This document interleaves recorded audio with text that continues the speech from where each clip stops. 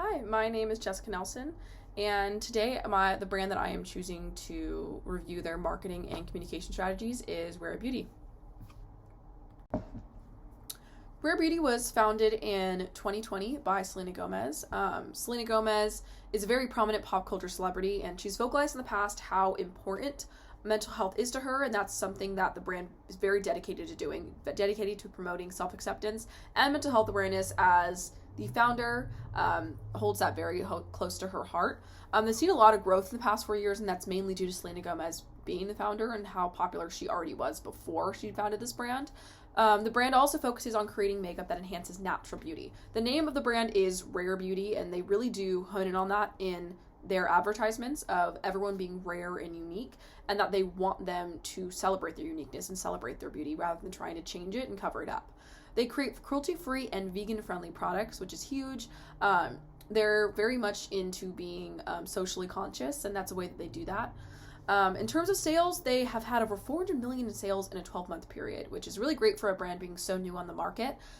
From February of 2023 to February of 2024, they've seen that tremendous amount in sales, and it's only expected to grow because they have introduced a lot of new things to the market, and they've grown their social media presence. Now to look at the different competitors of Rare Beauty.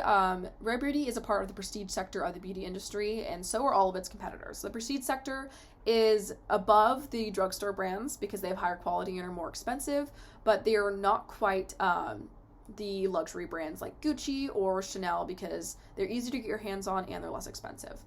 Fenty Beauty is one competitor to point out because it's also founded by a celebrity, just like Selena Gomez founded Rare Beauty. Fenty Beauty is founded by Rihanna, so both have fan bases behind them. Tarte Cosmetics is a very well-established brand in the prestige sector. They're well-liked, well-loved, and create very high-quality products. Glossier is very popular. They're trending and have been trending for a while now, so that's something that Rare Beauty has to compete with. And then lastly, Thrive Cosmetics is a brand that has cause in its name on purpose because they give back to a lot of different causes. So both Rare Beauty and Thrive Cosmetics are involved in philanthropy. In terms of target market, Rare Beauty targets individuals who are mainly part of the younger generations, in other words, Gen Z and millennials. Over 80% of them are females, so they mainly do target females, but there's still 20% of the consumers of Rare Beauty that are male, which is something to point out because most cosmetics are targeted towards women, but they still have a decent amount that are males buying their products, and that's probably due to their inclusivity and their messaging of diversity in all of their advertisements. In terms of psychographics, they target individuals who value self-expression, empowerment, and inclusivity, and once again, that's seen in their consumer base. They want people who align with the values that they hold as a brand, and they target people who have those values. They segment the market by offering a range of products to meet consumer needs, such as a wide range of skin tones. They cater to more people this way by having a wide range of skin tones and different nude colors in the lip lines, foundations, concealers. They mainly market on social media platforms, which helps them target younger generations that they help to sell to. It's another way that they segment the market. And then lastly, they appeal to people who care about mental health. That's something that's a big part of the brand, and they also go for people that hold that as a very near and dear thing to them. So the needs of the target market. Maslow's hierarchy, or Maslow's theory, suggests that individuals have different levels of needs that can range from basic survival requirements to high-level wants and needs that are related to self-actualization and personal well-being and growth. Rare Beauty addresses a couple layers of the hierarchy, but mainly they address the psychological needs of safety and security in oneself. Empowerment and inclusivity is, once again, huge to the brand. Also finding a place that you feel belonging in is also another thing that the brand really values. And people, when they shop for makeup, they are looking for their self-esteem. They're seeing how they look compared to someone else. They just want to make themselves feel good and look good, and that's definitely a psychological need. And that's something that this brand definitely targets when it comes to their consumers. In terms of Freud's theory, ID or self drives desires for self-expression and self-esteem. Once again, expressing yourself and having a high self-esteem or a low self-esteem is going to affect the way that you buy products and look at products. And Rare Beauty targets people who want to express themselves and who want to have a higher self-esteem, or already do and are confident in themselves, but just want to look good. So for consumer response to marketing, it's important to understand first how Rare Beauty markets their products. So Rare Beauty primarily uses media that is new or digital. They don't really use any traditional media. They use new age. Social media ads and collaborations with TV shows is mainly how they do their advertisements. They do a couple billboards here and there, but even then, a lot of them are in like Times Square, where they are on digital billboards. They use one-sided and positively framed advertisements. I've never seen them use ads that compare themselves to another product, so they're very much one-sided, only talk about Rare Beauty, and they positively frame their product. They don't talk about any negatives of anyone else or about themselves, but they instead talk about how good the product is and how good it is for their consumers and how good it is for the founder themselves and how they like the product. In terms of consumer attitudes, behavioral learning through positive associations of the brand through entertainment mediums is one thing to point out. For example, to the left is an advertisement that Rare Beauty did by collaborating with Only Murders in the Building. That is a show that Selena Gomez is currently on, and it's ran for about 3 seasons. They did a collaboration of a collection that she would use while on the show, her character, and that brought in a lot of revenue, but people are able to associate now the TV show with the brand and kind of think through that and make positive associations and connections with it.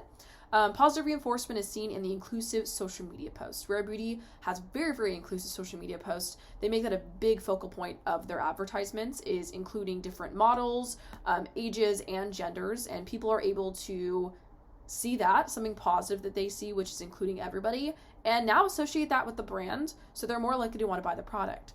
Lastly, cognitive learning theories are there through engagement with popular trends. People are able to use memory as one big part of the cognitive learning theories to remember these trends that are being done as something that they do like, and when they see an advertisement of a brand using those trends, they're able to remember it, make another positive connection to it, and continue to want to buy the brand. Rare Beauty has made significant strides in influencing consumer behavior by the use of the elaboration likelihood model, or ELM. They use a central route to persuasion. They don't really use a peripheral route that often. I've seen central route mostly. And it's done in 3 ways: through their message content, social responsibility, and influencer or celebrity endorsements. Through their message content, they show very inclusive messages that portray rare and unique beauty standards. This makes people carefully think about the different societal standards and how they're breaking away from those norms, and they're trying to celebrate beauty and uniqueness, and they have to critically think through whether they align with those values or whether or not they want to buy from a brand that has those values. And then for social responsibility, once again, the company is very big on mental health awareness and lifting everybody up. And they also are a sustainable brand with cruelty-free and vegan products, and very involved in philanthropy and inclusivity in their ads. This encourages consumers to think through how their values align with the brand once again, and see if they align with it or not, and what if they want to buy it.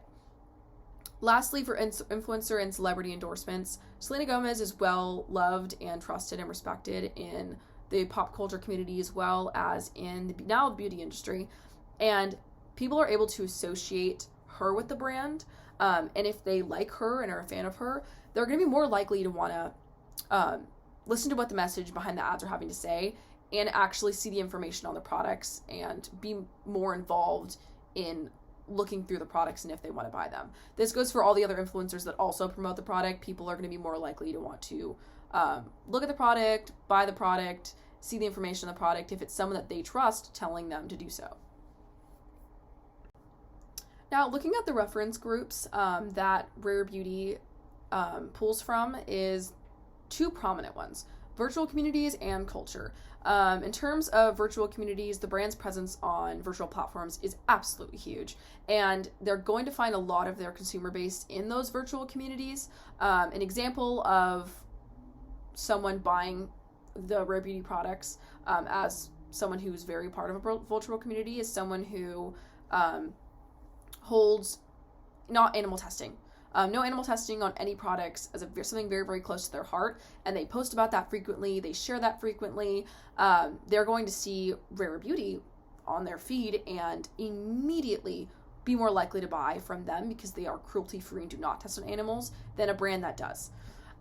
This also can spread to other virtual communities. There are plenty of other examples of why someone from a virtual community would want to buy from rare beauty. Next is culture. So the culture is kind of changing. There are a lot of new emerging cultural norms now of accepting yourself, and rare beauty most definitely encompasses those emerging cultural norms, and they are breaking away from old societal norms and change that in consumers' minds. Rare beauty also recognizes that diverse cultural landscape, and they celebrate it, which is a reason why someone who's very involved in the youthful culture is going to be likely to buy from rare beauty. An example would be a young girl who's able to see her beauty marks not being covered up by rare beauty makeup, but instead shown off. This will influence them to buy from the brand rather than another brand that's telling them to hide those beauty marks. So rare beauty is an early adopter. They're a really good example of that. They definitely weren't the first ones to push back on societal norms or the first ones to use social media as a main source of their marketing, but they were one of the few to do it very, very well and very quickly. They constantly mention how rare someone is, hence the name, and how they shouldn't fit into a personal little beauty box, and they should kind of just be who they are and show their own beauty, not comparing it to anyone else's. They are a pioneer for this new way of marketing, as they have been doing this since the very start of their brand. They started in 2020, and they've been marketing on social media solely since the very start of their brand. They have cared about mental health awareness and societal issues since the very start of their brand, when a lot of companies started doing that later to kind of adopt to the new trends and culture. But Rare Beauty's done this since the beginning, which really shows that they are an early adopter. They started this brand and had the messaging behind this brand set in stone before they even came in the market. To the right, you see is Sephora ad about how they are donating 100% of their Rare Beauty sales on the World Mental Health Day. That's huge because it shows that they really do care about mental health, and they started this brand with that purpose, and they are most definitely an early adopter. Rare Beauty is a conscious capitalist stream.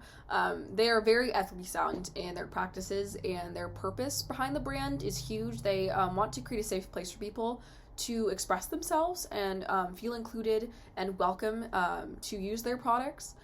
Selena Gomez also doesn't pocket the entire profit. Instead, she gives back to a lot of mental health organizations, and they listen to customer feedback of what they want in their products and also what they want in a company that values them and values mental health. Like I said, they are a philanthropy brand. They are very involved in philanthropy and bringing awareness to a lot of different things. And lastly, the ingredients are safe. They're not tested on animals. They are cruelty-free, and the quality of the product is great, which means they care about their consumers and they aren't just trying to make a quick buck. Lastly is the consumer buying behavior. There are internal and external factors that will influence someone to buy a product or not to buy a product. In terms of Rare Beauty, people that have the internal values of the personal values aligning with the brand, their age being in the younger generations, kind of going to influence them to buy the product more. Having a positive attitude towards mental health is huge for people that decide to buy Rare Beauty. It's something that they must hold positive. Most of the time they're going to be female, but there are still males that do buy the product. And then also people that struggle with the beauty standard and self-acceptance are going to be more likely to want to buy this product because they see themselves in the messaging, and that's huge. For external factors, people who are middle class, involved in youthful culture, and then seeking the status of those who use Rare Beauty is an external factor. Social class is huge. If they see Selena Gomez, who's a prominent figure with a definite higher social class than most people in the United States and world, they see her as someone using Rare Beauty and kind of want to reach that social class, and using the products is a way that they can feel like they are part of it. And then virtual communities or different types of reference group virtual communities, just the one that I stated on here, is one way that people also decide if they're going to buy a product or influence to buy a product. Depends kind of on what reference groups they're part of. For my final thoughts and recommendations, Rare Beauty actually does a very good job on marketing themselves, and I don't think there's many things that they really need to change, but if I had to pick two, the first recommendation would be that the brand needs to engage in partnerships with more mainstream media. They have done advertisements with TV shows, and they use social media very frequently, but they're missing a whole group of people that don't really use social media that much. I personally have seen friends or people that I know not know that Selena Gomez even founded a makeup brand that's been around for now over 4 years. And it's because they're just not that present on social media or with the current culture. So if they were able to do more TV ads on cable TV or do more ads on websites, they would reach a way larger audience. They also are only available in one store, which is Sephora, which is a good thing because they've established a partnership, but they're also missing out on an entire part of the market. My second recommendation is that they need to market their new products with more urgency. Their blushes blew up a couple years ago, or about a year ago, I think they blew up, and that became very popular. People were sharing that on all their social media platforms, basically doing the marketing for Rare Beauty by sharing everything and giving their recommendations because it is a very good product and they have very high pigment, but they continue to market this product, Rare Beauty, continue to market it and really hone in and push for it, which is good for a while, but now they're still doing that and people are still buying it regardless. They're not even really seeing those ads. So I think they need to focus more on marketing products that aren't already being marketed for them by other people. And that's it. Thank you.